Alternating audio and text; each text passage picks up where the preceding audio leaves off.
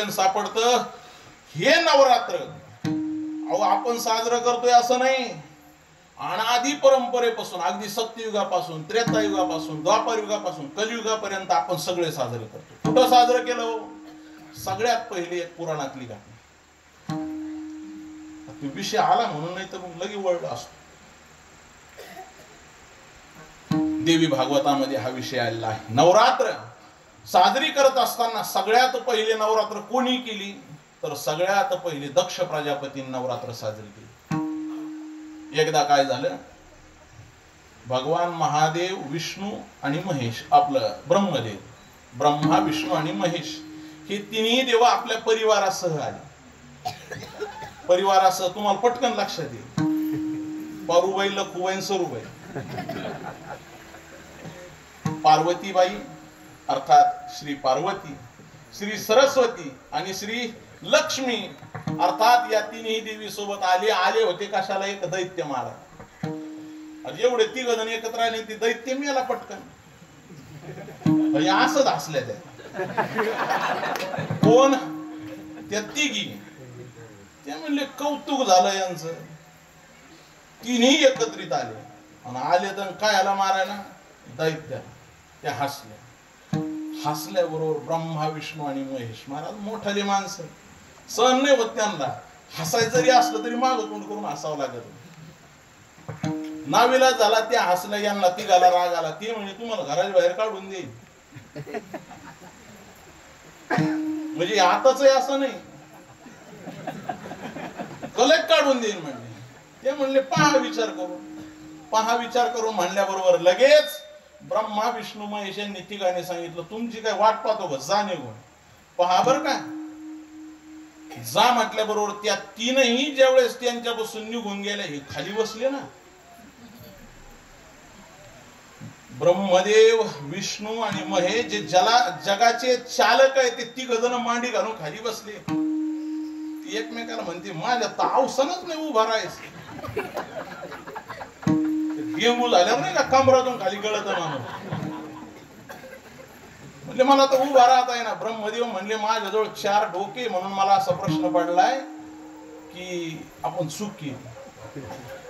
हे दोघं तर बोलच ना. महादेवानी तर डोळे लावून घेतले. म्हणजे आता अवसानच नाही तर बोलायचं कसं? झालं काय होतं, या देवापासून शक्ती निघून गेली, देवी निघून गेली, अर्थात त्यांच्यातलं सामर्थ्यच निघून गेलं.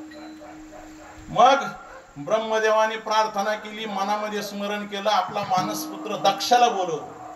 दक्ष प्रजापती. त्या दक्ष प्रजापतीला बोलून घेतलं आणि सांगितलं हे बघ आमची होऊ नये ती चूक झाली.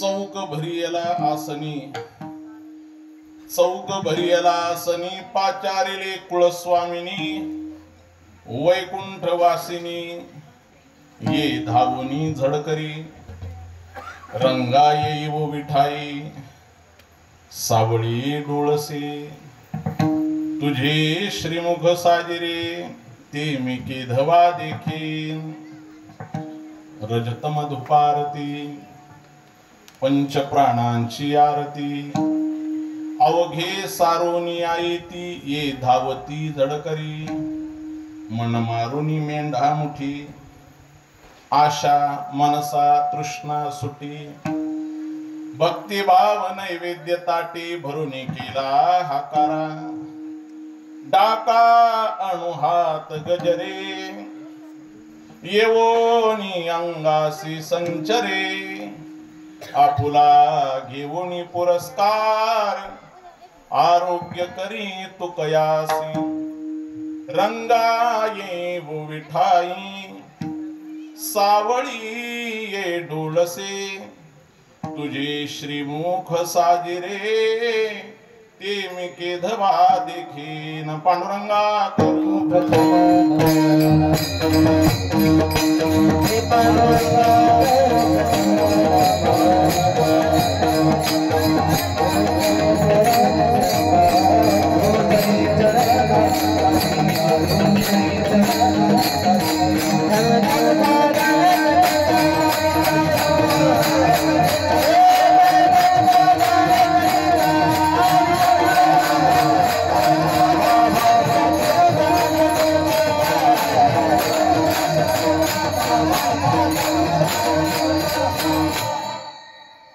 सहजं रुक्मिणीं प्राणसञ्जीवनन्तं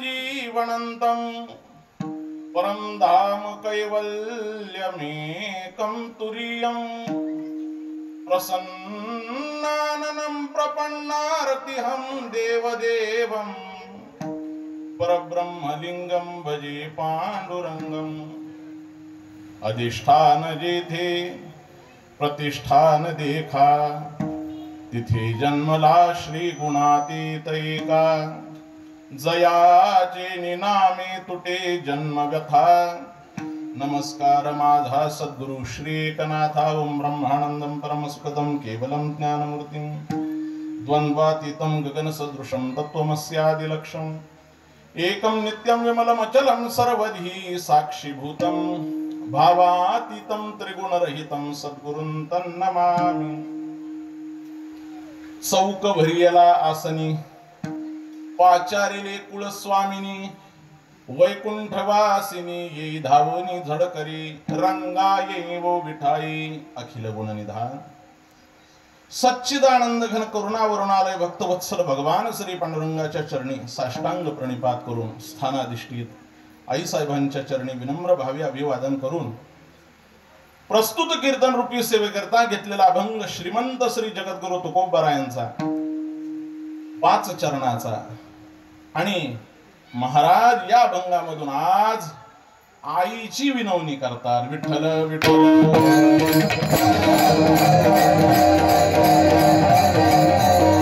प्रस्तुत या अभंगामधून प्रत्येक चरणामधून महाराज अर्थात जगद्गुरु तुकोबाराय या अभंगामधून प्रत्येक चरणाला आईला साथ घालतात, आईची प्रार्थना करतात, आईची विनवणी करतात, आईची करुणा भागतात।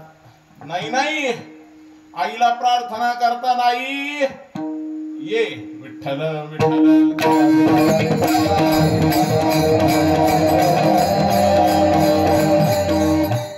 आज मात्र या ठिकाणी अभंगाचा जर विचार केला तर अभंग हा जवळपास बऱ्याच जणांच्या नवीनच आहे। म्हणजे त्याचा असं सध्या पावसाळा असल्यामुळे वखर लागायचा विषयच नाही, त्यामुळे त्याचा टेकाना सुद्धा कुठं।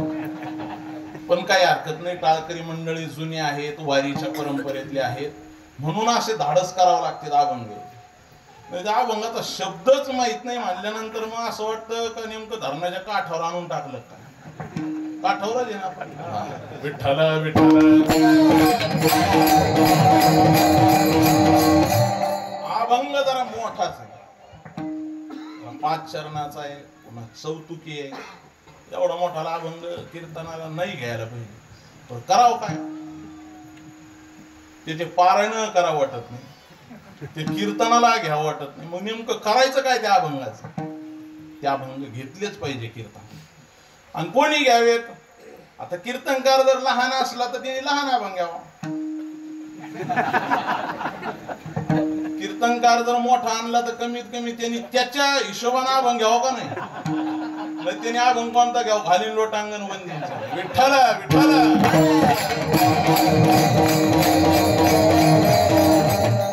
अगदी त्याच्यामुळं कसं आहे, तुमचं मन रिकामं राहायला नको नाही बाबा, ते कसं काय अभंग नव्हताच, मोठा अभंग असला का जरा मन मोकळं होतं। असाच असणारा जगद्गुरु तुकोबारायांचा अभंग। आणि हा गाथेमध्ये जे अनेक प्रकरण आहेत त्यातील डाका प्रकरणातील हा अभंग। हा अभंग हा डाका प्रकरण। हे डाका प्रकरण काय सांगतो ना, आता शिकत सुरुवात झाली। डाका प्रकरण आहे, त्या डाका प्रकरणातला हा अभंग आहे आणि त्या प्रकरणातील हा अभंग। या अभंगामधून काय करतात तर तुकोबाराय प्रार्थना करतात। कुठं करतात? इथं आज या परम पावन गोदावरी मातेच्या काठावरती असणार पवित्रतम क्षेत्र आईसाहेबांचा दरबार अर्थात मौजे ग्राम घेवरी या परिसरामध्ये संपन्न होणारा हा आदिशक्तींच्या या पवित्रतम असणारा काळ अश्विन शुद्ध प्रतिपदा ते अश्विन शुद्ध नवमी अर्थात नवरात्र उत्सवाच्या निमित्तानं संपन्न होणारा हा उत्सव। या उत्सवामध्ये आज प्राप्त झालेली ही सेवा, या सेवेच्या संबंधाने उपस्थित असणारे सर्व वारकरी वैष्णव मंडळी बरेच दिवसानंतर आमच्या हरी महाराजाचं सुद्धा भेट झाली. अनेक असणारी वारकरी वैष्णव मंडळी पंढरीच्या वाटेला भेटणारे, कुठं भेटणारे, दिंडीमध्ये, ज्यांच्या कृपा आशीर्वादानं हा अखंड हरिनाम सप्ताह संपन्न होत आहे. आदरणीय परमपूज्य प्रातस्मरणीय श्री गुरु भास्करगिरी बाबा असतील, त्यासोबत प्रातस्मरणीय पूजनीय कृष्णदेव बाबा यांच्याही आशीर्वादानं आणि त्यासोबतच वैकुंठवासी नवनाथ महाराज असतील त्यांच्याही आशीर्वादानं आणि ज्यांच्या मार्गदर्शनाखाली हा सप्ताह संपन्न होत आहे असे असणारे दद्नेश्वर शिवालय संस्थानाचे विद्यमान महंत पूजनीय शास्त्री बाबा अर्थात सुदामदेव बाबा शास्त्री महाराज आणि ज्यांच्या मार्गदर्शनाखाली उपस्थितीमध्ये संपन्न होतोय असे असणारे अण्णांच्या प्रेमानं इथपर्यंत येता आलं. नाही तर मला नाही वाटत इथं कोणी काठापर्यंत येईल म्हणून. अण्णांनी जर साथ घातली इथपर्यंत येता आलं. अण्णांच्याही मार्गदर्शनाखाली तसेच जगदाळे महाराज त्यांच्याही मार्गदर्शनाखाली अनेक महंतांच्या साधू संतांच्या आशीर्वादामध्ये उपस्थितीमध्ये संपन्न होणारा हा सप्ताह आणि तुम्ही या ठिकाणी नवरात्रीचा परम पावन काल इथं एकत्रित येऊन ही असणारी नवरात्रातील अत्यंत महत्वाची कीर्तन सेवा विठ्ठल विठ्ठल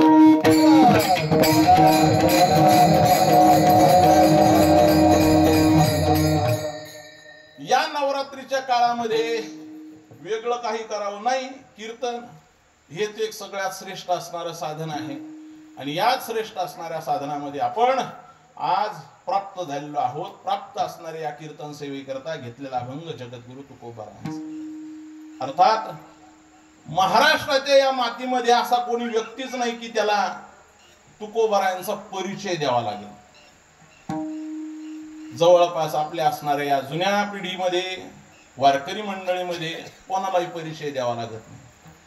भगवान पांडुरंग परमात्म्याचे अनन्य उपासक असणारे जगद्गुरु तुकोबाराय आणि ते तुकोबाराय आज देवीला, आईला, मातेला विनवणी करतात. विठ्ठल विठ्ठल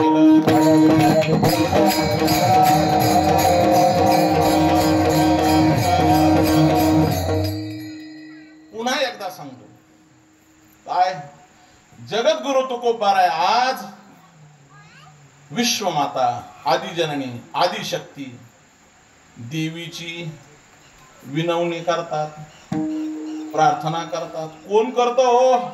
अहो तेच देहूचे असणारे जगद्गुरु तुकोबाराय ही देवीची प्रार्थना करतात. अहो नाही हो, बरोबर नसतं ते, थोडंसं वेगळं असं ऐकायला बरं नाही वाटत. ते का? अहो ती वेगळ्या पक्षाची माणसं आहेत. माणसं वेगळ्या पक्षाचे असल्यानंतर त्यांच्या झेंड्यात सुद्धा बदल होत नाही. अहो उपरण्यात होत नाही, तर उपरणे सुद्धा फिक्स असतात. मग एवढं जर फिक्स आहे तर मग त्यांचे विचार ते सुद्धा फिक्स आहेत, ते सुद्धा निश्चित आहेत. असे असणारे तुकोबाराय आज देवीची प्रार्थना करते. देवीची का हो? तुम्हाला काय विशेष वाटतं? आम्हाला तर, तुम्हाला तर काहीच वाटणार नाही हो. तुम्हाला विशेष काहीच नाही, तुम्हाला कशाच काही वाटायला तयार नाही, म्हणून तर ही वेळ आली. विठ्ठल विठ्ठल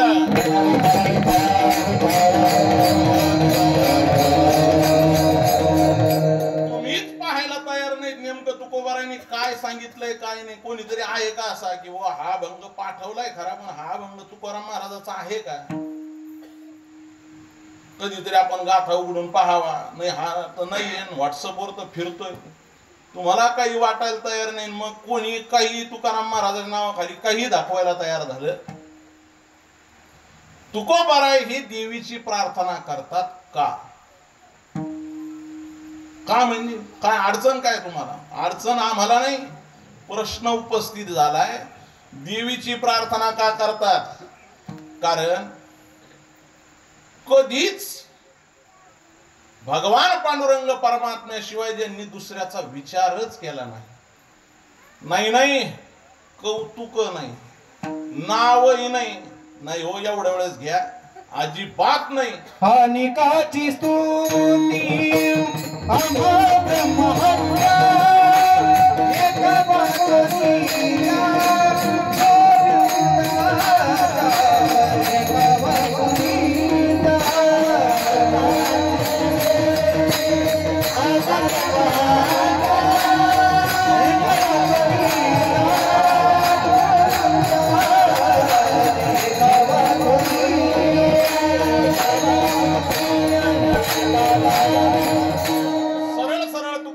नियम आहे. आणि काय ती स्तुती आम्हा ब्रह्म हत्या एका वाचून त्या पांडुरंगाशिवाय आम्ही दुसऱ्याची स्तुती करणार.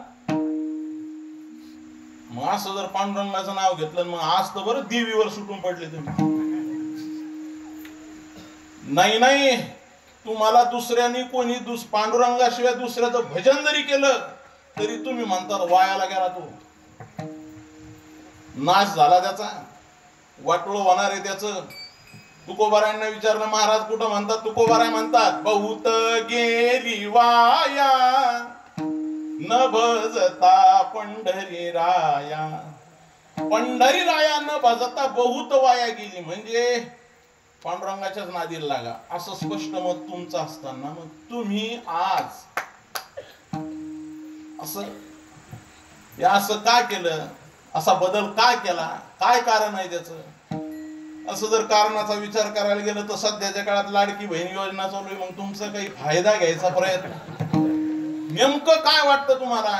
की बुवा असं देवीचं नाव घेतलं म्हणजे एखाद्या वेळेस तुमचं हळूच नंबर लागल. काळजी करू नका, शासनानं विचार करायला सुरुवात केली. काल परवाचीच बातमी होती, ज्या नोकरदाराच्या घरामध्ये लाडकी बहीण योजना गेली त्यांच्या भविष्य निर्वाह निधीला शासनानं पत्र दिलंय. ज्यांच्या घरात गेले त्यांच्या गडी माणसाकडून, लक्ष्मीबाईकडून नाही, लक्षाकडून वसूल करा, पण त्या घरातून वसूल करा. विठ्ठला विठ्ठला.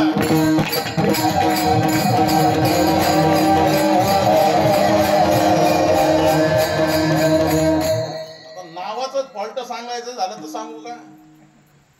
कोणाच तरी नाव संजू होत, त्यानं टाकला ना फॉर्म. समोरच्याने विचारलं संजू नाव कुठं लेडीचं असतं? अरे ते म्हणले संजीवनी, तुला काय अडचण? संजीवनी म्हणून त्यानंच नाव त्याचं संजय असतं, घेतला ना फायदा. असं पेपरला आलं होतं. विठ्ठल विठ्ठल.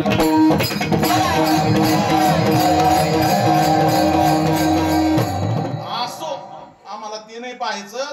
तुकोबाराय आज मात्र जे देवीकडे वळाले, काय कारण? महाराज नेमकं काय कारण आहे? काय कारण आहे त्याचे फार मोठे कारण नाही सांगत, पण तुकोबाराय हे चांगले आहे, जाणकार आहे. आणि त्यासोबतच तुकोबाराय सगळ्यात महत्वाचं समय जाणणारे आहे. काय कळणारे आहेत? समय. तुकोबारायांना वेळ काळाचं चांगलं भान आहे. तुकोबाराय कधीच वेळ काळ सोडून बोलत नाही. आडवी गेली काय? विठ्ठला विठ्ठला.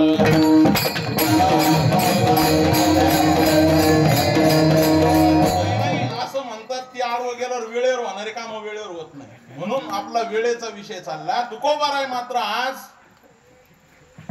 वेळ जाणतो. काय आहे वेळ? अहो तुकोबाराय सांगतात ज्याला जीवनामध्ये असं वाटतं की आपलं चांगलं व्हावं त्यांना वेळ जपली पाहिजे. त्याने स्वतःला जर शहाणं असं सिद्ध करायचं असेल तर वेळ जपली पाहिजे. वेळ जपावीच लागेल. ज्याला असं वाटतं की आपल्या जीवनामध्ये काहीतरी चांगलं व्हावं, चांगलं करावं, त्याला वेळ जपावीच लागते. एक मोठं गोड सुभाषित आहे. विठ्ठल विठ्ठल.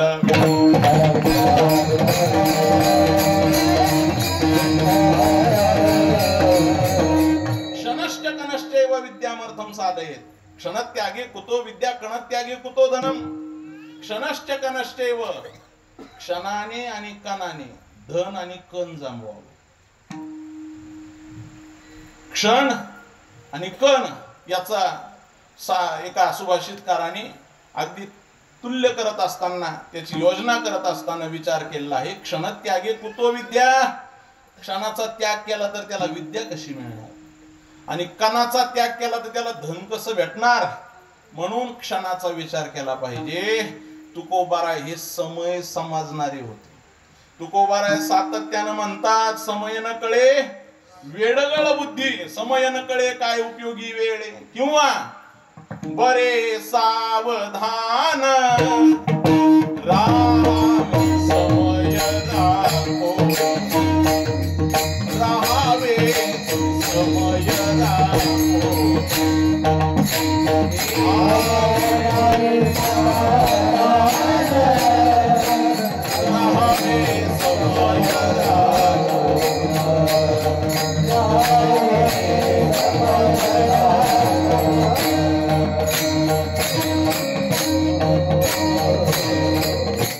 बरे सावधान राहावे समय राखून. जरा समय राखून सावधान राहिलं पाहिजे. तुकोबारायांनी तेच सावधान केली. काय केलं?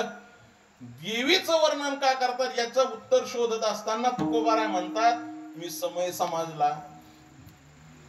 सध्याचा वेळ काय चालू आहे, काय वेळ चालू आहे, काय म्हणजे सध्या एकच चालतं. सध्या भोले बाबा चालत नाहीत, गणपती बाप्पा चालत नाहीत, पितरपाठ माग संपला, मग श्रावण माग सरला, मग आता फक्त एकच सध्याचा काळ देवीचा काळ, आईचा काळ आहे. सध्या फक्त एकच. इथून तिथून कुठं जरी आवाज आला तर समजून घ्यायचं, अनादी अंबिका अंबिका भगवती.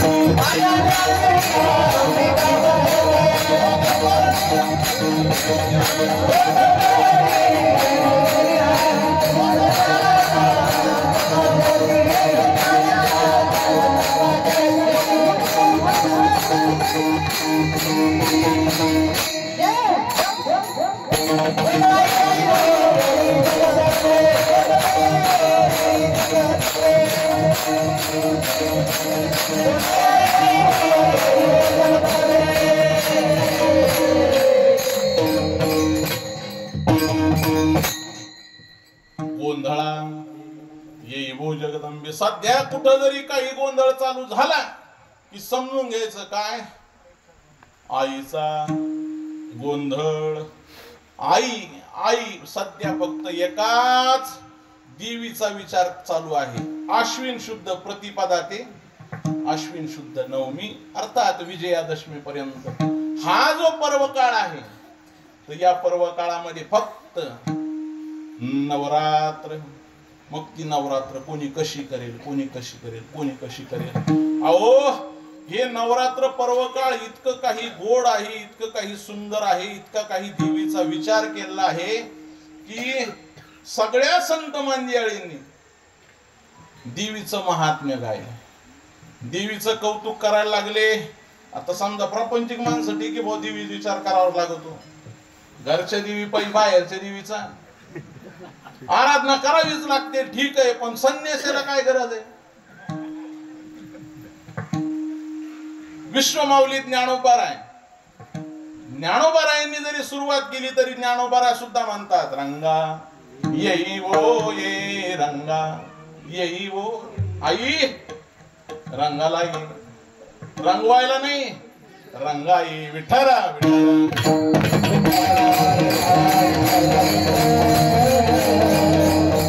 या संपूर्ण विश्वाला शक्ती प्रदान करणारी असणारी आदिशक्ती गौरी,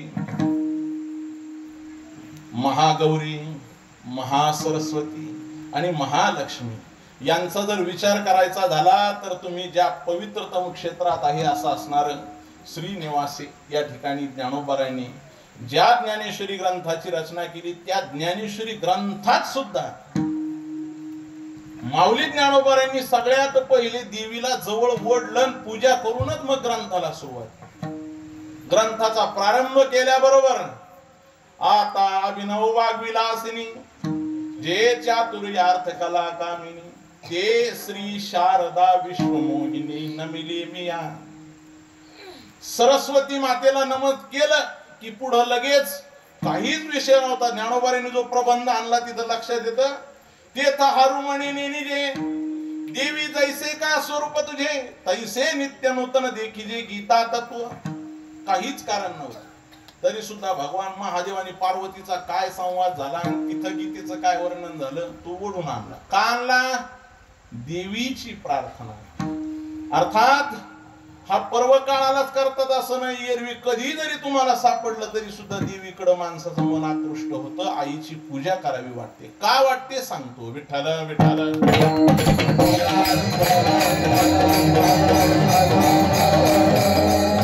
संपूर्ण चराचरामध्ये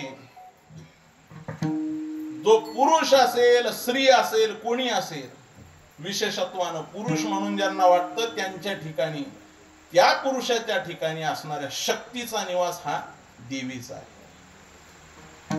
हा नवरात्र आपण का साजरा करतो याचा जर थोडासा असा प्रश्न उपस्थित केला तर त्याचा असं धांडोळा घेत घेत गेलं तर ते इथपर्यंत सापडतं.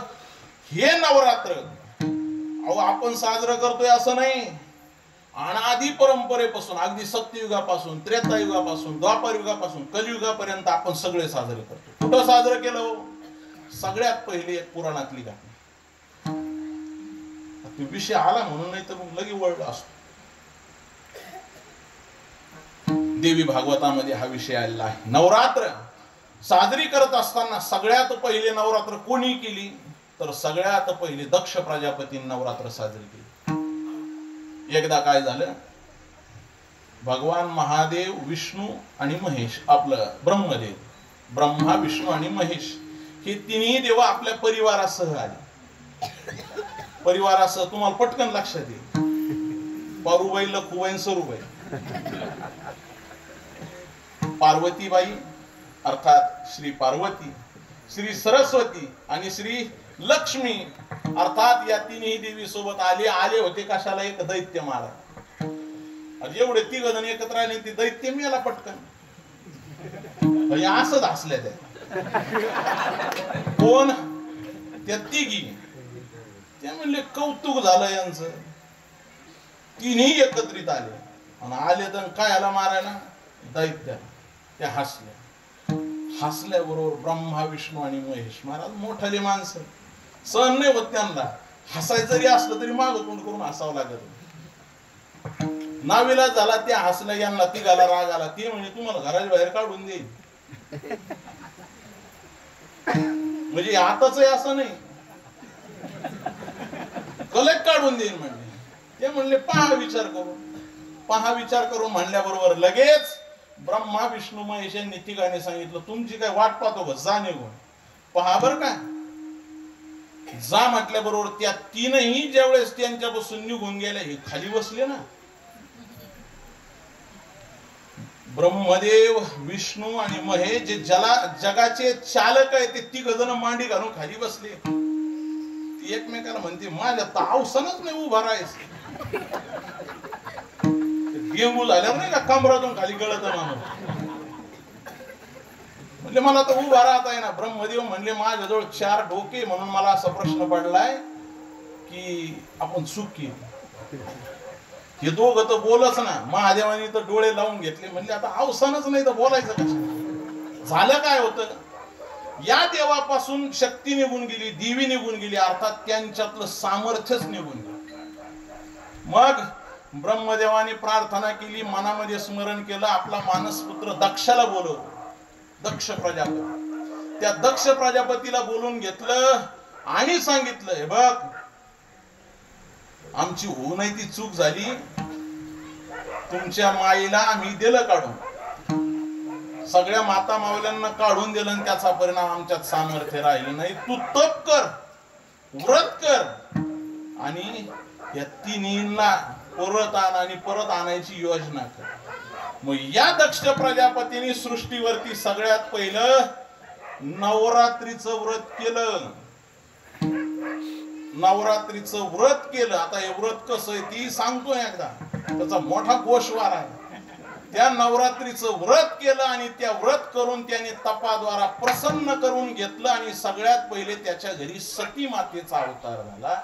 त्या असणाऱ्या दक्ष प्रजापतीच्या घरी सती मातेचा अवतार झाला. त्याच्यात असणाऱ्या ज्या 9 कन्या, त्या कन्यापैकी दोघी कोणाला लक्ष्मी मातेच्या द्वारा प्रसन्न केलं सागराकडं आणि सरस्वती मातेला सुद्धा अवतीर्ण करून घेतलं. याचा अर्थ सगळ्यात पहिले दक्ष प्रजापतीने केलं. कोणी म्हणाल नाही हो ते सत्ययुगात केलं, त्रेतायुगात, अहो त्रेतायुगात सुद्धा केलंय. कोणी केलं आता तुम्हाला फक्त असं टच करून दाखवू, लईच मोठं पसारा नाही सांग. प्रभू रामचंद्रांनी जेव्हा सुग्रीवाला राज्य प्रदान केलं आणि राज्य प्रदान करून जेव्हा प्रभूंनी चातुर्मास काढला कोणाच्या घरी,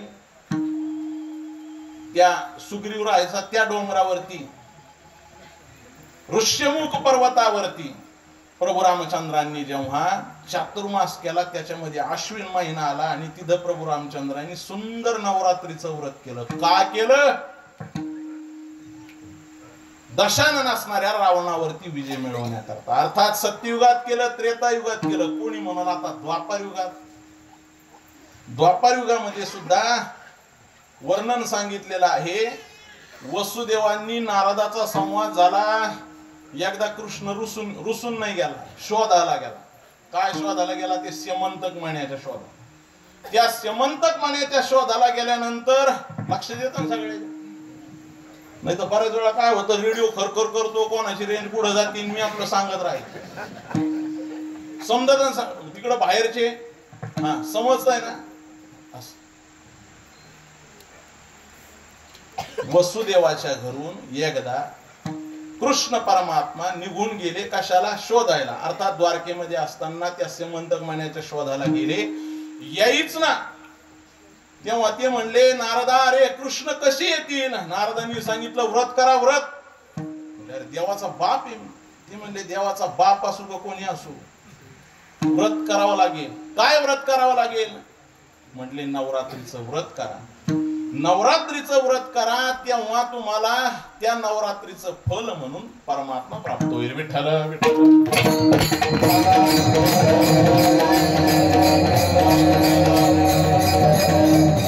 या नवरात्रीचं व्रत करायचं सांगितलं तेव्हा वसुदेवांनी नवरात्रीचं व्रत केलं, द्वारकेत राहून केलं. आणि तेव्हा 10व्या दिवशी अर्थात विजयादशमीला भगवान कृष्ण परमात्मा द्वारकेत दाखल झाले. अर्थात सत्ययुगापासून परंपरा चालू आहे, त्रेतायुगापासून नवरात्र चालू आहे, द्वापार युगात चालू आहे. कलियुगात काय सांगावं, आमच्या साधू संतांनी असे जागे केले महाराज, जागे.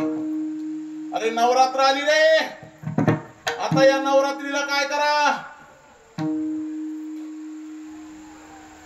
9 प्रकारची भक्ती करा म्हणून जाग केलं. जाग 9विध भक्ती त्या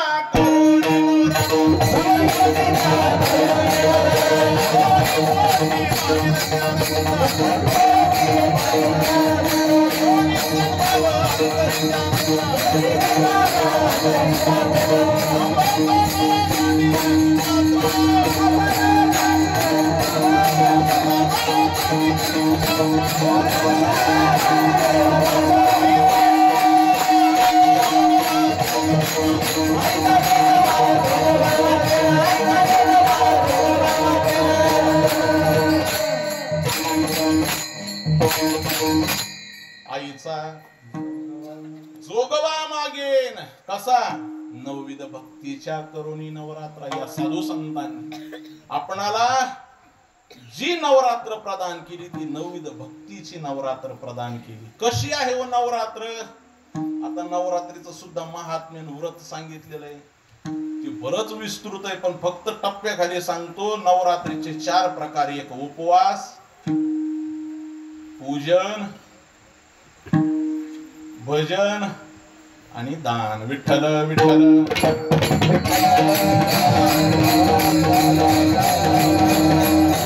नवरात्रीचा उपवास करावा. आता बरेच जण विचारतील, बाबा नवरात्रीचा उपवास करावा तर मग भेंड्या चालत्या का काशीफळ चालतं? नाही, आमच्याकडे ना गावरान भेंड्या आहेत, लयच भारी आल्या, उशिरा येते, आताच येते त्या, अगोदर नाहीये. म्हणले त्या गावरान भेंड्या मग त्या चालतात का नाही चालतात? त्या चालत्या नाही, त्या पळात या. ते ग्रंथात पाहावं लागेल आहे का नाही. तर ग्रंथात असं काही नाही, भेंडी नाही, ते टप्पू भोपळा नाही, काहीच नाही. उपवासामध्ये व्यासांनी वर्णन करत असताना व्यासांनी सांगितलं, सुरुवातीला निराहार, संपूर्ण प्रकाराने निराहार 9 दिवस. कोणी करतं का एवढं? दम तरी कसा निघतो? आता जर देशाच्या पंतप्रधानाला दम निघतो तर आपल्याला काय निघायला अडचण? आपल्या माग काय लाचंड आहे दुसरं? नाही बा दम निघत. चला त्यांच्याकरता दुसरं सांगितलं. काय करावं त्याने? एक भुक्तेन, 1 वेळेला जेवण करा. नाही जमलं तर त्याच्यापेक्षा तिसरा टप्पा सांगितला, नक्त व्रतेन. नक्त व्रत जे रात्रीला भोजनाचं आहे त्या व्रताद्वारे किंवा आणि काही फलाहार सेवन करून अशा पद्धतीनं ती ग्रंथात आहे. भेंड्या कशात सांगितले नाही? विठ्ठल विठ्ठल.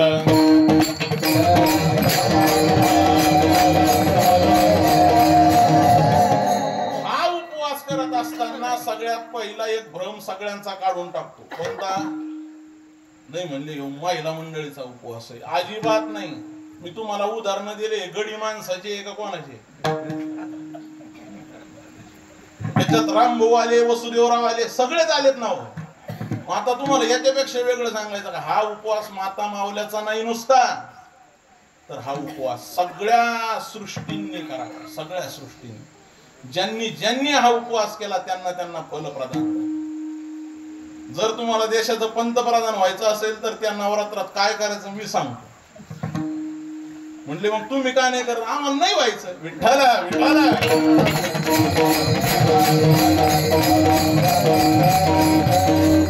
इतकं सामर्थ्य आहे महाराज या नवरात्रीच्या व्रतामध्ये. फार सामर्थ्य. जसं उपवास आहे. नाहीच म्हटले आम्हाला काही नाही जमत तर व्यासाने सांगितलं सप्तमी, अष्टमी आणि नवमीला उपवास केल्याशिवाय राहू नका. आज सप्तमी, आज अष्टमी, आज सप्तमी स्थिती आहे. उद्या महाअष्टमी आणि परवा नवमी. 3 रात्रीचा उत्सव आता सुरू झाला. माळ जरी तुम्ही आज 8वी टाकलेली असली तर ती तृतीय डबल आली म्हणून. विठ्ठल विठ्ठल.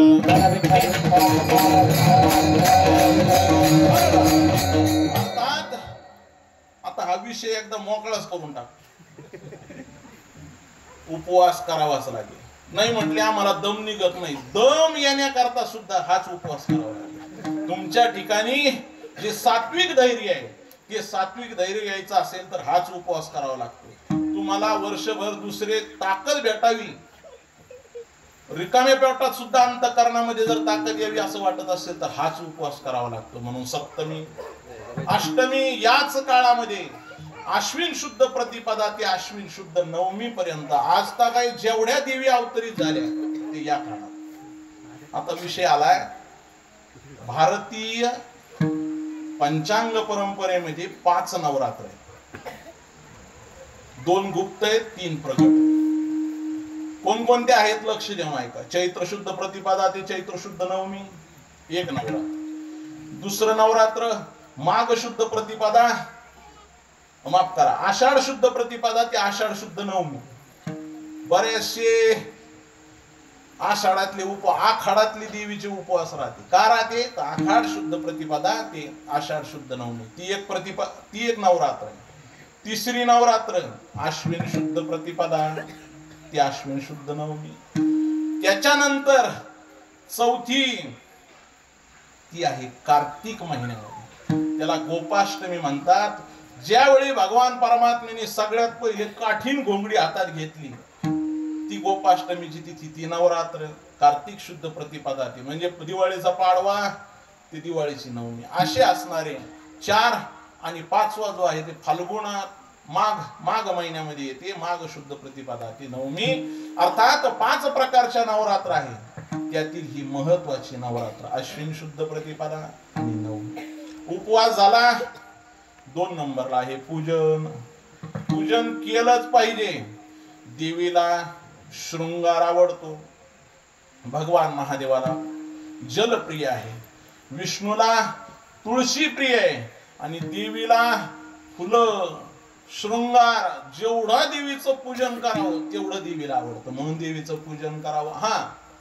त्या पूजनासोबत व्यासांनी ज्याचं वर्णन केलंय देवी भागवतामध्ये ते महत्वाचं आहे की या नवरात्रीमध्ये कन्या पूजन केलं. कन्या कोणाला म्हणतात? 2 वर्षापासून 9 वर्षापर्यंत. नाही म्हणले आमच्या घरच्या सुना लेकी बळी आल्या होत्या मग त्यांचंच पूजन केलं. त्या सक्रातीला व्यवसाय ठेवा, त्या आता नाही. आता वय वर्ष 2 पासून 9वी पर्यंत या जेवढ्या आहेत त्यांचं पूजन करावं. त्यांना दान दक्षिणा काय करायचं ते करा, पण त्यांचं पूजन करा. आणि त्यासोबत दान आहे तर दानाचंही महात्म्य आहे. आधी करून असं व्रत केलं रे केलं की ही असणारी आदिशक्ती देवी प्रसन्न होते. तिला येण्याकरता फार अट्टहास करावा लागतो, फार प्रयत्न करावे लागतात, तेव्हा देवी येते. अहो या साधू संतांनी फार प्रयत्न केले, तेव्हा ही आदिशक्ती नारायणी प्रसन्न झाली, ही देवी प्रसन्न झाली आणि प्राप्त झाली. पण या संतांनी वेळोवेळी फार तयारी केली. कोणाला सामान्य माणसाला बोलवायचं झालं तर एवढी मोठी तयारी करावी लागते, देवीला बोलवायचं झालं तर तुकोबाराय म्हणतात आम्ही सुद्धा फार तयारी केली. फार तयारी करून आज देवीला हाक मारतोय. महाराज नेमकी तुम्ही काय तयारी केली? अभंगाच्या प्रथमचा चौक भरीला आसनी पाचारी कुळस्वामिनी, चौक भरीला आसनी पाचारी कुळस्वामिनी,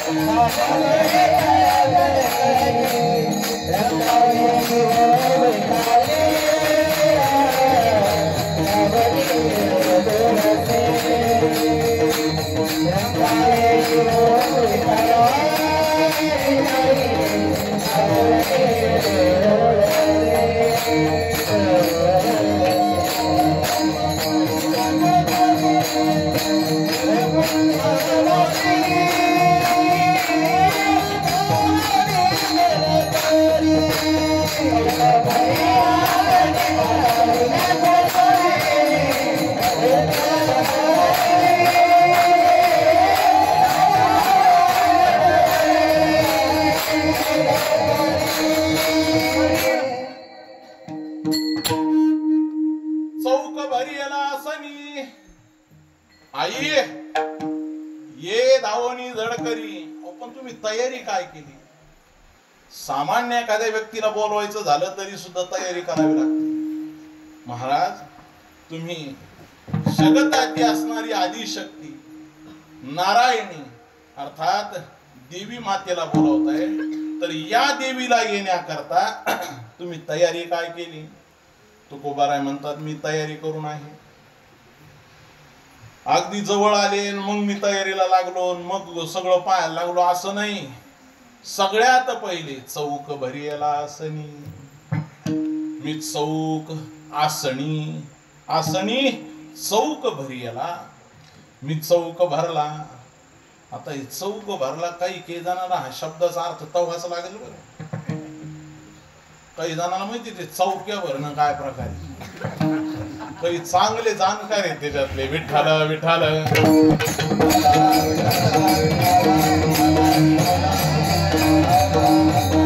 तुकोबारायांनी मात्र जो मार्मिक अर्थ केलेला आहे तो अशा प्रकारचा आहे. चौक म्हणजे चार रस्ते एकत्रित ज्या ठिकाणी येतात, चार गोष्टी ज्या ठिकाणी एकत्रित येतात त्याला म्हणतात चौक. अर्थात चार कोण ज्याचे आहे, असं असणार आसन चौक भरी याला. कोणतं आसन आहे अहो, कोणतंही आसन घ्या, त्या आसनाला चार कोण असतात. तर त्या आसनाचं सुद्धा महात्म्य. आता इथं घोंगडी, या घोंगडी आता इथं पूर्व पश्चिम कोणीकडे आहे काय माहिती, इकडं पूर्व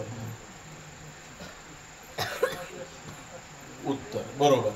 तर हे आसन टाकत असताना सुद्धा आता जुने मंडळीला माहिती, या नवीन मंडळीला तर काहीच माहित नाही.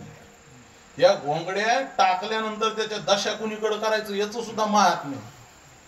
कशा करता, कोणत्या तपा करता कुणीकडे दशा करावं, दशा समजा द्या का, ही दशा व्हायची वेळ येणच आली.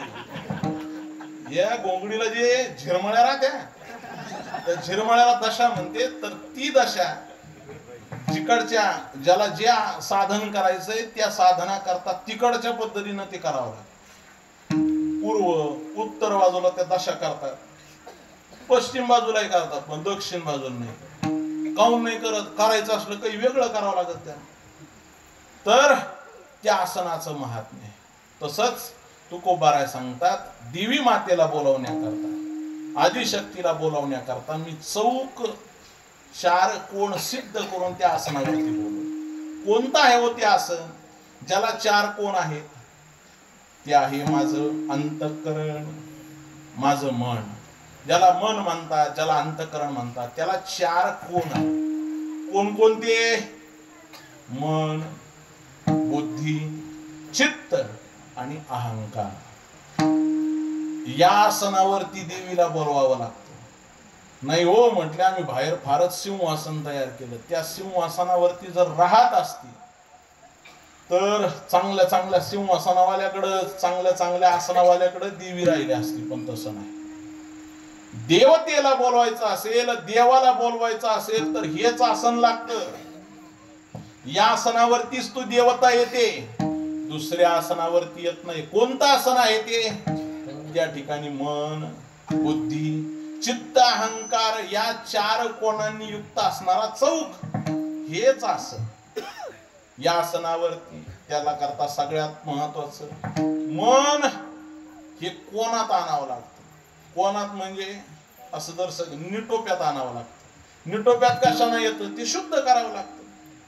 सर्वप्रथम मन शुद्ध करावं लागतं, चित्त शुद्ध करावं लागतं, बुद्धी शुद्ध करावी लागते, अहंकार सुद्धा शुद्ध करावा लागतो. शुद्ध करावा लागतो या अर्थी देवाला समर्पित करावा लागतो, देवाविषयी अहंकार धारण करावा लागतो. आणि अशा प्रकारे जर शुद्धी केली, निर्मळ केलं की मग देवाला सांगावंच लागत नाही, देव वाट पाहतो. तुका म्हणे चित्त करावे निर्मळ, येवोनी गोपाळ राहे ते. त्याही पेक्षा किती निर्मळ करावं लागतं. तर तुकोबारांनी या निर्मळते करता एक दृष्टांत दिला. लोणी माहिती? लोणी लोणी काय अवघड दिवस आले व आता लोणी सुद्धा सांगावं लागू लागलं. लोणी चांगली गावरान गाय असेल, तिचं दही लावलं असेल, त्या दह्याचं मंथन करून जे सुंदर असं थोडस पिवळसर पण असं पांढर शुभ्र चमकणार गोळा जर असेल का हो, तो गोळा असं जर त्याला फोडायचं झालं तर घन लागते का हातोडी लागते का करवत आणावं लागते? अहो नाही हो, त्याला हाताचा स्पर्श लागला तरी सुद्धा ती दबत. इतकं मुलायम, इतकं मधुर आणि इतकं स्वच्छ असतं की त्याच्यावरती त्याच्याचीच गाठ जरी असली तरी सुद्धा ती चमक. इतकं स्वच्छ असतं. तुकोबाराय म्हणतात इतकं स्वच्छ जर मन झालं ना मग त्याला सांगावं लागत नाही. निर्मळ हे चित्त जैसे नवनीत जाणिले अनंत दया जाणिले अनंत दयामयी निर्मळ हे चित्त जैसे नवनीत जाणिले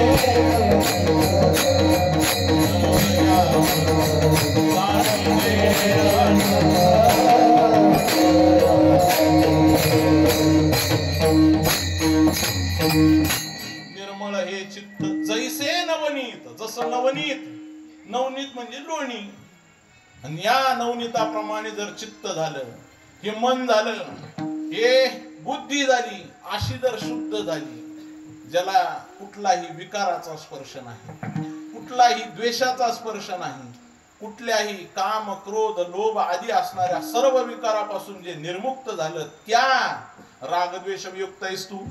विषयानिंद्रिय शरण आत्मवशेर विधेय आत्मा प्रसाद मध्ये गच्छती, त्याला प्रसाद रूपी परमात्म्याची प्राप्ती होते. अर्थात त्या सुंदर असणाऱ्या आसनावरतीच देवी येते. म्हणून तो कोबारा म्हणतात, मी त्या तयारीला लागलो. चौक भरी याला आसनी. काय केलं? पाचारिले कुलस्वामिनी, जी कुलस्वामिनी आहे तिला पाचारण केलं. कोणती आहे ती? वैकुंठवासिनी, जी वैकुंठामध्ये निवास करणारी आहे. वैकुंठामध्ये 2-3 जण निवास करते. नेमकी वैकुंठातली कोण? तुम्हाला वाक्यातले शब्दातले लिंग समजत असतील तर या निवासिनी शब्दातून लक्षात येईल. वैकुंठात निवास कोण करत? म्हणले विष्णू करतात.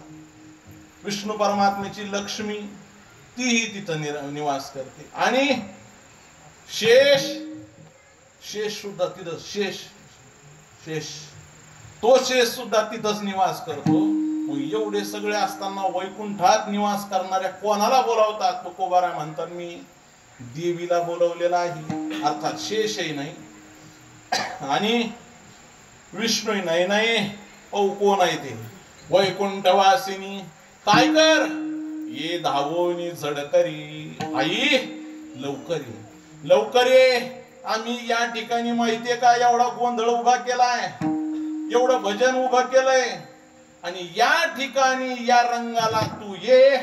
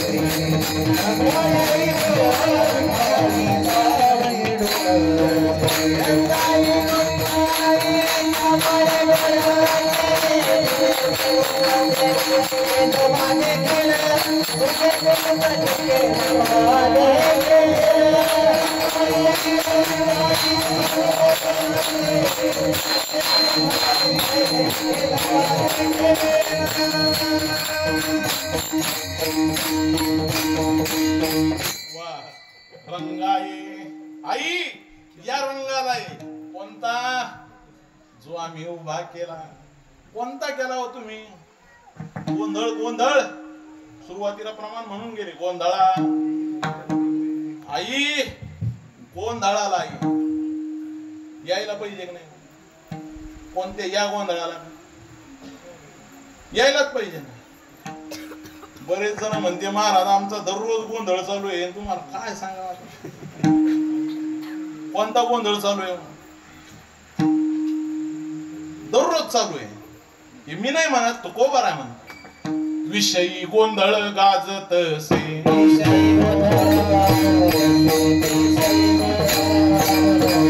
देव धर्म सांगी पहिले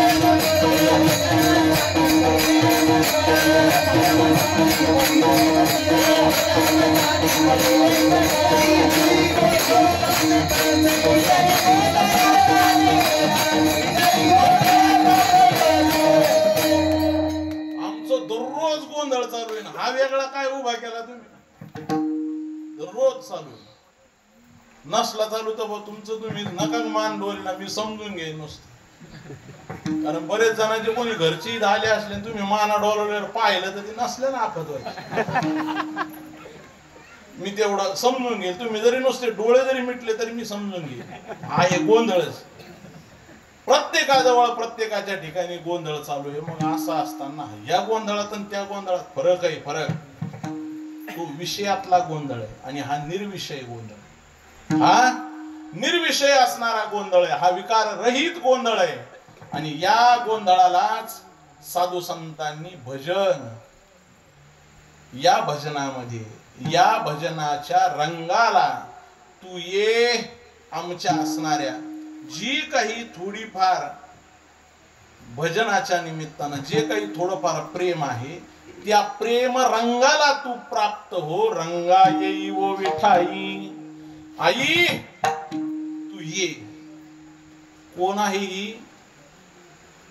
जेठाई का विठाई? विठाई अर्थात ही विठाई. अहो पण मग अशी तुम्ही ती वैकुंठ निवासिनी ती कोण लक्ष्मीबाई नाही मी म्हणलोच नाही. मग देवीला प्रार्थना केली पण ती कोण?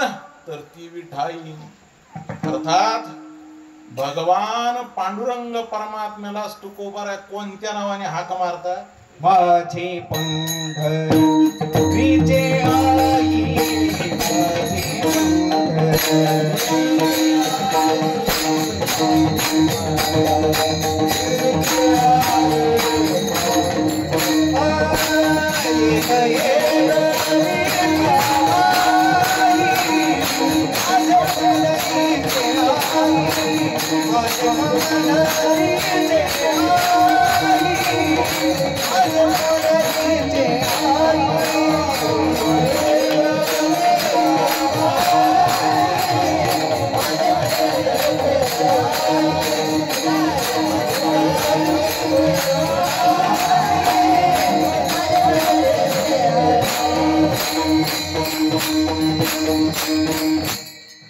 तुकोबारा म्हणतात माझे पंढरीचे आई.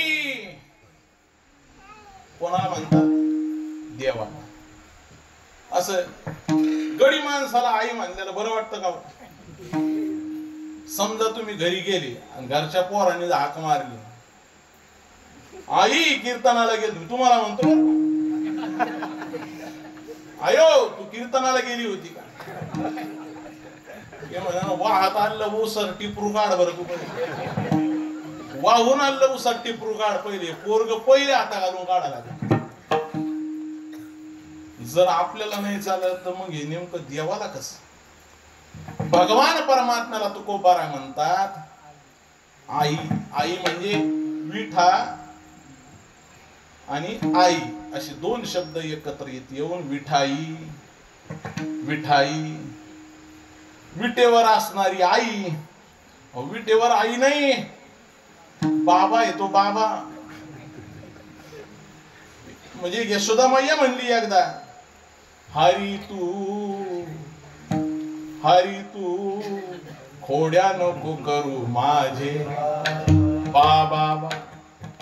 बाबा एकदा नाही 4 वेळेला म्हणलेलं आहे तिथं. 4 वेळा माझे बाबा माझे बाबा माझे बाबा.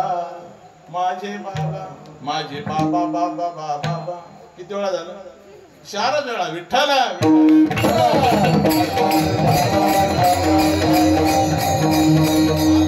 भगवान परमात्म्याला जर बाबा या शब्दाने संबोधत असतील, पण महाराज तुम्ही आज विठाई का म्हणता?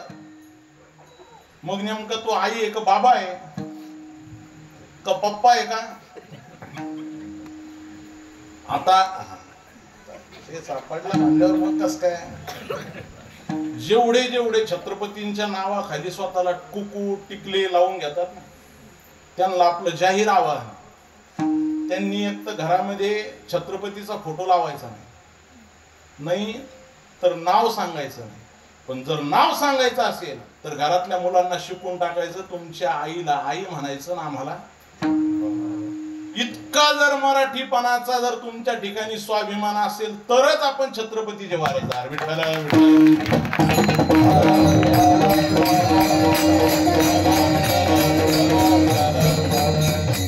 आपल्याला जर सक इंग्रजाचं वारस सुटाना आपण नाव कोणाचे सांगतो? हे हिंदवी स्वराज्य व्हावे. काय श्री? अरे तुझ्या घरातली स्त्री तुला नीट करता येईना, तू काय श्रीचं सांगतो? विठ्ठला विठ्ठला.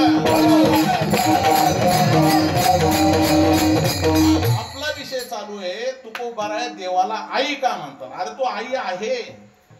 परमात्मा हा आई आहे. आई आहे. अहो तोच आई आहे. तो नाही, तीच आई आहे. दुसरं कोणीच नाही. दुसरं कोणीच नाही. तोच एकटा एक आई आहे. दुसरं कोणीच नाही. तो सांगतो पिता हमस्य जगतो माता धाता पितामह वेद्यम पवित्रम ओंकार रुक्साम यजुरेवच. भगवान परमात्मा सांगतात मीच अहम अस्य जगतः पितामह. पिता पितामह आणि माता. भगवान परमात्मा हा साक्षात माता आहे. मग तो कशी माता? तो जर माता आहे तर मग पिता कोण आहे? नाही नाही, तो साक्षात माता आहे. तो उपादान आहे. या संपूर्ण असणाऱ्या विश्वाचं उपादान आहे. तो कसं उपादान आहे तो भाग द्या, पण तो उपादान आहे. आणि तो असणारा परमात्मा ममैवांशो जीवलोके. एका मोठ्या महात्म्याचं वाक्य आहे. देव कधीच आपल्याला म्हणत नाही की तुम्ही माझे आहात. पण आपण जेवढे हरणखोर आहे की आपण कधीच देवाला म्हणत नाही तुम्ही माझे आहात. देवच माझा आहे असं कोणीच म्हणत नाही. महाराज एका मोठ्या महात्म्याचा जीवनातील एक दृष्टांत आहे, सांगतो लगेच विषयाला. एका फलटण तालुक्यामध्ये ब्रह्मचैतन्य गोंदवलेकर महाराज त्यांच्या जीवनातील एक कथा आहे. त्यांच्याकडे एक नेहमी भक्त यायचा. इतका भक्त की अनन्य उपासक. त्याचा फोटो घरी नेऊन लावला, त्याची पूजा करायचा. त्यांनी एक दिवशी विचारलं, का रे तुझ्या घरी कोण कोण आहे? ते म्हणले महाराज मी आहे, आमची ही आहे, पोर आहे. आणखीन ते म्हणे आता ते सासरवाडीचे आले काही ते आहेत. आणखीन ते म्हणे दावणीला 2 गाई आहेत, म्हशी आहेत. म्हणले आणखीन आणखीन काय? आता बकरे आहे. आणखीन मांजर आहे बुवा. आणखीन तुझ्या घरात कोण आहे? तुझ्या घरात कोण आहे? त्यांनी सगळं सांगितलं महाराज, पार कुत्र्यापर्यंत मांजरापर्यंत सांगितलं. ते म्हटले का रे इतके दिवस झाले तू आमच्या सोबत राहतो, मी तुला माझं म्हणतो, पण तुला एवढं सुद्धा सांगणं होत नाही महाराज तुम्ही सुद्धा माझ्या घरामध्ये आहात. फोटोच्या रूपाने का होईना मी तुझ्या घरात आहे एवढं सुद्धा तुला सांगणं होत नाही. आणि मी तर मात्र तुला सातत्यानं म्हणतो की तो माझा आहे. तसं भगवान परमात्म्याच्या संबंधाने जर विचार केला की परमात्मा म्हणतो हे सगळं जग माझं आहे, मीच उत्पन्न केलं, मी त्याची आई आहे. मग देव जर आई म्हणून घेत असेल तर मग तुकोबाराय म्हणतात मी मला माहिती आहे ते, मी सुद्धा गीता वाचलेली आहे. म्हणून तुकोबाराय म्हणतात रंगा येईवो विठाई सावळी डोळसे. सावळ स्वरूप धारण केलेलं आहे, डोळ्याला सुख देणारी आहे. तुझे श्रीमुख साजिरे ते मी के धवा देखेन, तुझे साजिरे श्रीमुख ते मी के धवा देखेन. अगं तुझं सुंदर असणारं रूप मी कधी पाहिल. आई ये त्याच्या करता येईल. त्या मुखाला पाहिलं रे पाहिलं की आपल्या जीवनातलं दुःख जातं. अनंत जन्मीचे विसरलो दुःख पाहता तुझे मुख पांडुरंगा. आणि म्हणून ये पांडुरंगे आई तू ये. आपण महाराज तुम्ही काही तयारी तुकोबा म्हणतात तयारी केली. रजतम धुपारती पंचप्राणाची आरती अवघी सारोनी आईती धावती झड करी. मी रजतम या असणाऱ्या गुणांना जाळलं आणि सत्वाधिष्ठित होऊन सत्वातीत होऊन या ठिकाणी तुला पाचारण करतो. आई ये. कारण आईला येण्याकरता धूप जाळावा लागतो. तिथे नाहन ते जे जाळून ज्ञानोबाऱ्या सुद्धा म्हणतात की त्या ठिकाणी तो अहंकार रूपी मी तो नाही अशा प्रकारे तो दीप जाळू. त्याच पद्धतीनं तुकोबाऱ्या म्हणतात मी रजतमाची धूप केला. त्यानंतर 5 प्राणांची आरती केली. प्राण अपान उदान समान व्यान हेच असणाऱ्या माझ्या देहातील प्राण पंच प्राणांचीच आरती केली. तुला ओवाळतोय ये आई. रजतम धुपारती पंच प्राणाची आरती अवघी सारोनी आई ती. आई ही सगळी तयारी केली पण तुझी बाजूला सरको. तुझी काही अडचण असली तर पण लवकर ये धावती धडकरी. आणखी आई यायची असेल तर काहीतरी बळी द्यावा लागतो. मन मारुनी मेंढा मुठी आशा तृष्णा मनसा सुटी. भक्ती भाव नैवेद्य ताटी भरुनी केला हकारा. आई तू ये. तुझ्या येण्याकरता सगळ्यात महत्वाचा असणारा मी बळी दिला. विठ्ठल विठ्ठल.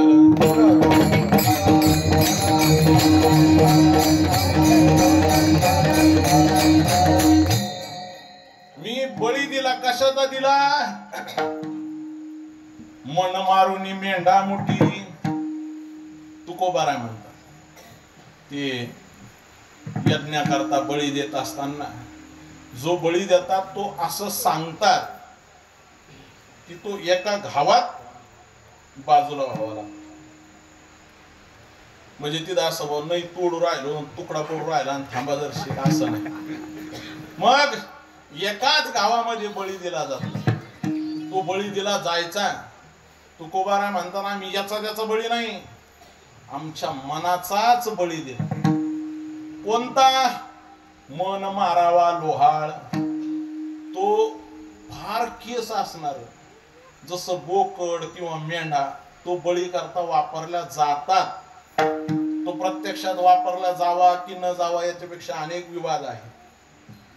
शास्त्राने जे दररोजचे असणारे बळीच्या विधानाकरता एक नियम केला की याच्यातून निवृत्ती व्हावी म्हणून एखादा बळी द्यावा. तर लोकांनी तोच नियम उचलून धरला आणि तो बळी दिला जाऊ लागला. पण तुकोबारा म्हणतात मी याचा त्याचा नाही माझ्या मनाचाच बळी दिला. मन मारुनी मेंढा मुठी. मन जे मन सैरा वैरा धावणार आहे इतर ठिकाणी नाही त्या ठिकाणी पाला चावणार आहे नको त्या ठिकाणी जाणार आहे अशा असणाऱ्या मनाचाच मी बळी दिला. कसा दिला. मुठी. एका मुठीत म्हणजे एकाच वेळी लावल्यानंतर पुन्हा माघारी नाही फिरू दिलं किंवा एका बुक्कीत त्याला या पारमार्थिक मार्गाला लावलं. मन मारुनी मेंढा मुठी आशा तृष्णा मनसा सुखी. आता याचा अर्थ तुम्हाला माहितीये मला काही माहिती नाही. असं म्हणतात बुवा ते का नैवेद्य देत असताना काय खुरा खुरा बाजूला ठेवते का काय. तुकोबाराय सांगतात मी माझं मन अर्पण करत असताना तुम्ही म्हणताल की वासनेसह मन अर्पण केलं नाही. आशा तृष्णा मनसा अर्थात अंतःकरणात असणाऱ्या विकारयुक्त इच्छा बाजूला केल्या. तृष्णा बाजूला केली आणि मग शुद्ध असणार मन त्याच्या चरणाजवळ वाहिले. देवाजवळ कसं फुल वाहावं. शुद्ध ताज उमललेलं ज्याच्यामध्ये कुठल्याही प्रकारचा दोष नाही असं निर्दुष्ट सुमन अर्थात निर्दुष्ट असणार मन ही मन सुद्धा त्याच्या ठिकाणी व्हायचे. आशा तृष्णा मनसा सुखी भक्ती भाव नैवेद्य ताटी भरुनी केला हकारा. ही असणार नैवेद्य माझं मन अत्यंत भावनेनं भावनेच्या ताटामध्ये भक्तीच्या ताटामध्ये या आई समोर ठेवून आईला प्रार्थना केली, हाकारा केला, हाक मारली. अहो पण ती येत असताना ती काय सामान्य येणार आहे का? तुकोबाराय म्हणतात मला याची कल्पना आहे शेवटच्या चरणात. डाका अनुहत गले रे,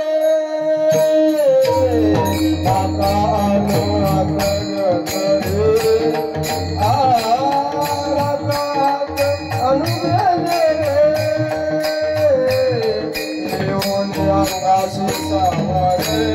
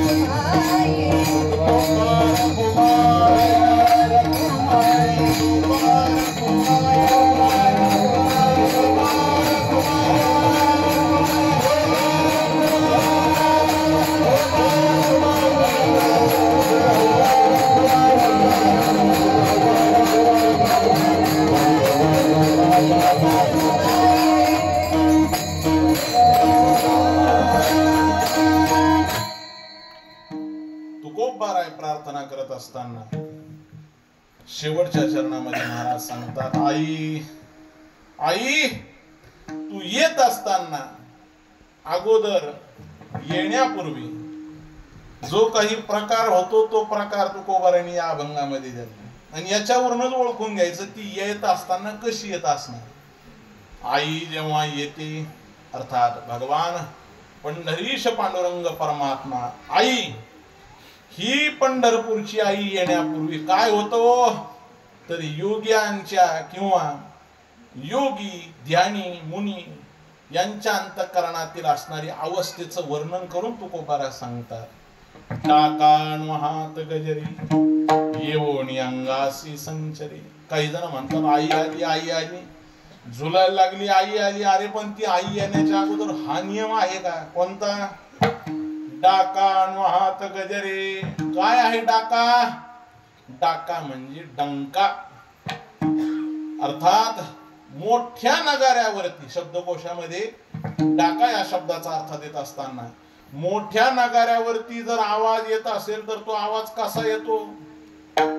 जसा पखवाजाच्या धूमपानाचा येतो. असा असा असा असणारा नगाऱ्याचा आवाज जसा येतो तसा आवाज. पण हा आवाज वाजून येतो. हा आवाज हतनाद आहे. हतनाद म्हणजे दोन वस्तू एकमेकावर आदळल्यानंतर येणारा हतनाद. आणि तुकोबाराय सांगतात तो अनहतनाद, अर्थात न वाजवता येणारा आवाज. म्हणले बरं आहे काही असा आवाज कुठे येत असतो का? येतो. ज्याच्या ठिकाणी आई येणार आहे त्याला तो आवाज अगोदर येतो. आणि जर तो आवाज येत नसला तर आई नाही मग. कारण हा अनहत आवाज ज्याच्या अंतःकरणामध्ये घुमतो. तुकोबारा सांगतात डाका आणो हात गजरे, डाका आणो हात गजरे. आणि तो साधा सुद्धा नाही येत, त्याचा जय जयकार रूपी गजर त्याच्या अंतःकरणामध्ये घुमतो. आणि तो आवाज घुमल्यानंतर डाका आणो हात गजरे येवणी अंगासी संचरे. मग ती आई अंतःकरणामध्ये प्रविष्ट होते आणि अंगामध्ये संचार करते. म्हणून आई मला माहितीये तू येणार आहे, म्हणून तू काय कर, ये. पण येत असताना माझी ही जी प्रेमाची शिदोरी आहे, अर्थात जो पुरस्कार आहे, त्या पुरस्काराचा स्वीकार कर. कोणकोणता? आसन रूपी पुरस्कार, मेंढा रूपी बली रूपी पुरस्कार आणि माझ्या आरती रूपी पुरस्कार तू स्वीकार कर. हाच पुरस्काराचा स्वीकार करून मला आरोग्यता दे. कोणती आरोग्यता? भक्तीविषयी असणारी पुष्टता माझ्या अंतःकरणामध्ये मला प्रदान कर. आरोग्य करी तू कयासी आई, मला निरोगी बनव आणि मी ही भक्तीची साधना कायम करत राहावी असं मला प्राप्त होण्याकरता तू ये. रजत मधुपा रंगा येई व विठाई, सावळी डोळसे तुझे श्रीमुख साजिरे, ते मी केदवा देखीन. आई जवळ हीच प्रार्थना करायची. आई, आमच्या जीवनामध्ये तुला जे पाहिजे ते नाही, तुला जे पाहिजे ते नाही, पण तुला जे पाहिजे ते आमच्या अंतःकरणात येण्याकरता आमची अशी इच्छा बनव की तुला जे पाहिजे तेच आम्ही मिळवावं. हीच प्रार्थना आईकडे करून आईला प्रार्थना करावी. रंगा ये विठाई, सावळी डोळसे तुझे श्रीमुख साजिरे, ते मी केधवा देखेन. जेवढं काही शक्य आहे तेवढा अभंगाचा विचार करण्याचा प्रयत्न झाला. वेळ पूर्ण झाली, 2 मिनिटं वर झाली, पण झालेली सेवा भगवान पांडुरंग परमात्मा अर्थात आई साहेबांच्या चरणी समर्पित करून, गुरुवर्यांच्या चरणी समर्पित करून या ठिकाणी थांबतो. बोलावया पुरी माझी वाचा काही, तुका म्हणे पायी खावयावा. झालेली सेवा अर्पण करत असताना या ठिकाणी मोठ्या अट्टहासाने उपस्थित झालेले आदरणीय बाबा अर्थात सुदामदेव शास्त्री महाराज बाबा नेमके प्रवचनावरून आले होते आणि प्रवचनावर येऊन तिथे येऊन बसले ना. मी तिथं आलो. मी म्हटलं थांबा. ते म्हणले आता यायचंच आहे इकडं आणि पुन्हा यायचं म्हटले कीर्तनाला. म्हणलं बाबा तुम्ही आराम केला तरी बरं होईल, नंतर या. नाही म्हणले, आताच येऊ. या ठिकाणी अट्टहासाने उपस्थित असणारे बाबा यांच्याही चरणी अभिवादन करून आणि अण्णा ज्यांच्या प्रेमाने या ठिकाणी येता आलं त्या सर्व असणाऱ्या साधू संतांच्या चरणी सेवा अर्पण करत असताना ज्या आदिशक्तीला हे संत महात्मे बोलावतात त्या संतांचं 1-2 मिनिट भजन करू आणि सेवा पूर्ण करू. भानुदास एकनाथ, भानुदास एकनाथ, बोला सगळे.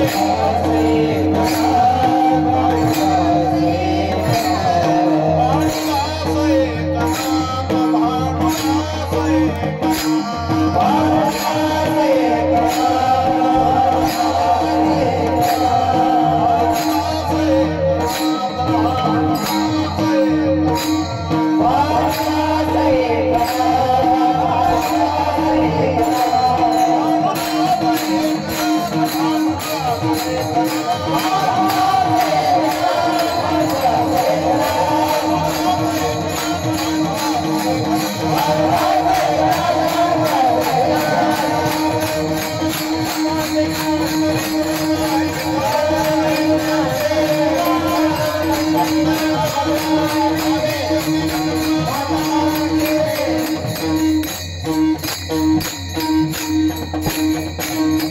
ज्ञानेश्वर